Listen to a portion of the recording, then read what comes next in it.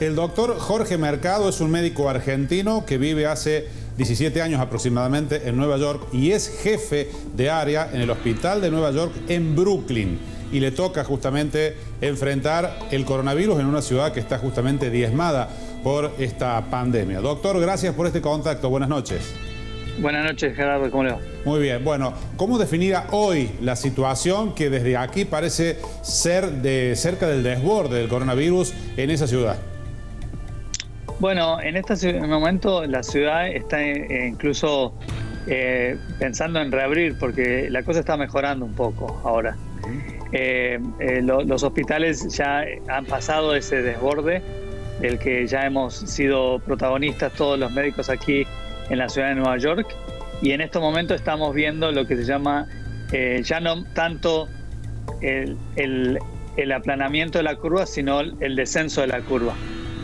¿Cómo ha sido lo que fue tener las previsiones, es decir, preparar todo en los hospitales para la llegada de casos y lo que finalmente se terminaron enfrentando cuando hubo ese pico tan impresionante como el que ha tenido Nueva York? Bueno, fue terrible porque una cosa es lo que nosotros esperábamos, que uno siempre espera una cantidad de pacientes en un momento, quizás cuando hay una tragedia como un tornado como tuvo en Nueva York o como las Torres Gemelas, sucede en un momento típico. Esto todos los días era más pacientes, entonces fue una ola continua de tragedias y bueno, en eso en un momento llegó casi a sobrepasarnos, diría yo. Claro. ¿Cómo describiría, siendo que aquí en Argentina todavía estamos aparentemente entrando en la parte más complicada por la llegada del invierno, la aparición de más casos y demás, cómo le describiría usted a la gente que ha estado adentro desde el hospital viendo lo que es el tránsito de un paciente afectado por el coronavirus, lo que tiene que enfrentar cuando tiene esta enfermedad? Es muy difícil esta enfermedad, es algo que nunca habíamos visto. Yo soy médico pulmonar y también de terapia intensiva.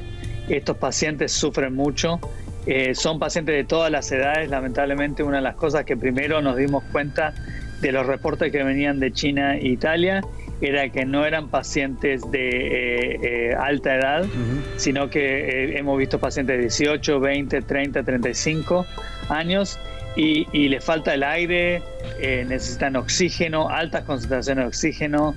Estamos hablando de cantidades que veíamos muy poco antes, y cuando tenemos 50, 70 pacientes bajo ventilación mecánica, cualquier persona racional describiría eso como un desastre. Entonces es muy difícil manejar el volumen y la aguda situación de estos pacientes en un día a día.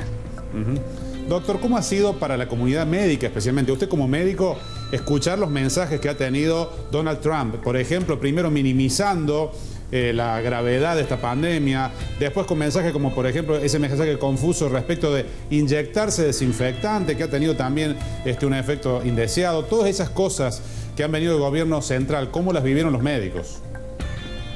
Bueno, es muy... porque muchas de las decisiones, de hecho, que los médicos tomamos son obviamente decisiones médicas, pero también la política juega un papel, porque cuando tenemos líderes que dan mensajes confusos y dan mensajes contradictorios, no nos ayuda.